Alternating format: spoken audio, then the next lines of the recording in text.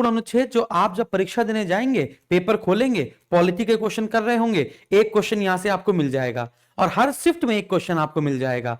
मैं आपको यहां 25 अनुच्छेद आज याद कराकर मानूंगा और इसका तरीका भी मैं आपको बताऊंगा, प्रश्नोत्तर भी मैं आपको यहां पर। अनुच्छेद 1, भारत राज्यों का संघ है। भारत में 28 राज्य हैं और 8 केंद्र शासित प्रदेश हैं।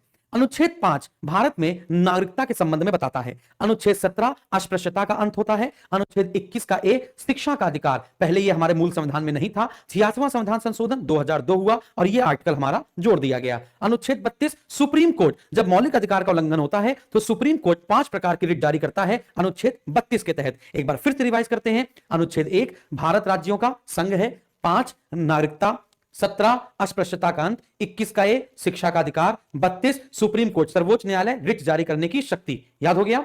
अनुच्छेद 40 गांधी जी की अवधारणा, ग्राम पंचायतों का गठन। अनुच्छेद 52 राष्ट्रपति, 61 राष्ट्रपति को हटाया कैसे जाए यानी महाभियोग, 72 राष्ट्रपति की क्षमादान शक्तियां, 40 ग्राम पंचायत का गठन, 52 राष्ट्रपति, 61 महाभियोग और 72 राष्ट्रपति की क्षमादान शक्तियां। अनुच्छेद 79 संसद के बारे में बताता है। 79 संसद है तो 80 राज्यसभा है तो 81 आपकी लोकसभा होगी। Common sense. अब जरा सा इन दोनों स्लाइडों को हम लोग अच्छे से समझते हैं। यहां पर एक अनुच्छेद मिस हो गया हमसे, वो है अनुच्छेद 51 का ए। जो 51 का ए है वो बहुत महत्वपूर्ण है क्योंकि मौलिक कर्तव्य अनुच्छेद 51 के ए में दिए गए हैं। तो अब एक बार जरा सा देखिएगा अनुच्छेद ए। अब मन में सोचिए तरह सा, 1 भारत राज्यों का संघ, 5 नागरिकता, 17 अस्पृश्यता का अंत, 21 का ए शिक्षा का अधिकार, 32 सर्वोच्च न्यायालय की रिट जारी करने की शक्ति, अनुच्छेद 40 ग्राम पंचायतों का गठन, अनुच्छेद 51 का ए 11 मौलिक कर्तव्य, अनुच्छेद 61 राष्ट्रपति पर महाभियोग, अनुच्छेद 72 राष्ट्रपति की क्षमादान शक्तियां। ठीक है ना। अब हम लोग वापस आते हैं तो यहां तक हमने देखा। अब अनुच्छेद बात करते हैं अनुच्छेद 108 की। अनुच्छेद 108 संयुक्त अधिवेशन के बारे में बताता है। संयुक्त अधिवेशन कौन बुलाता है? राष्ट्रपति बुलाता है।